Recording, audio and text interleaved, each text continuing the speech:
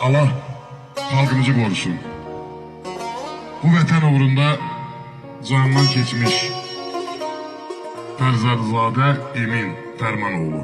Mən bu tədbirə gəlməmişdən öncə sosial şəbəkədən igidimiz haqqında bir balaca məlumat topladım. Onun atası Fərman kişi, anası Bənövşana onun haqqında danışdı. Həyat yoldaşı danışdı və doğrudan da fəxr eləməli, qürur duymalı insanlar olub. Bu əskərlər, bu zabitlər, bu igidlər, bu şəhidlər. Baxmayaraq ki, döyüş meydanında idarə elədiyi texnika vurulur. Amma ona baxmayaraq yenidən döyüşlərə atılır.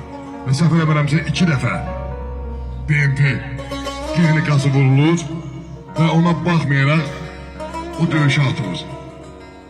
Və 3-cü dəfə düşmən texnikasını ələ keçirdirlər və həmin o texnika ilə də yenə də mübarizə aparır və nəhayət onun tutduğu amal, getdiyi yol onu şəhidlik yoluna, şəhidlik məqamına ucaldır. Bu igidlərimizdən Azərbaycanda çoxdur. Bu igidlərimiz, bu qəhrəmanlarımız, bax burada duran şəhid anaları var, şəhid ataları var. Şəhidlərimizin döyüş yoldaşları var. Onlar hər biri bilir ki, o yol uğrunda, o amal uğrunda canını fəda etmək nə deməkdir? Şəhid olmaq nə deməkdir?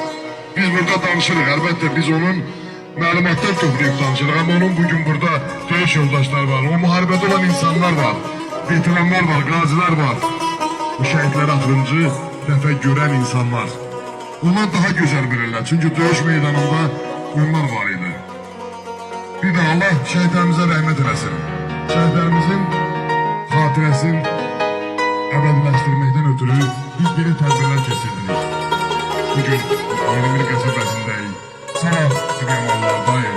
Öbürsü günün Şahsevəndəyik. Öbürsü günün Minabatdayıq.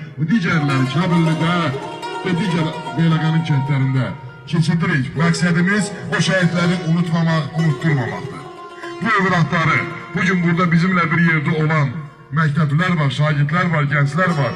Onları vətənpərvərliyə səsləmək, onları bir vətənpərvər kimi böyütməkdə bu şəhidlərin keçdiyi həyat yolunu, qazilərin keçdiyi həyat yolunu təbliğ eləməliyik.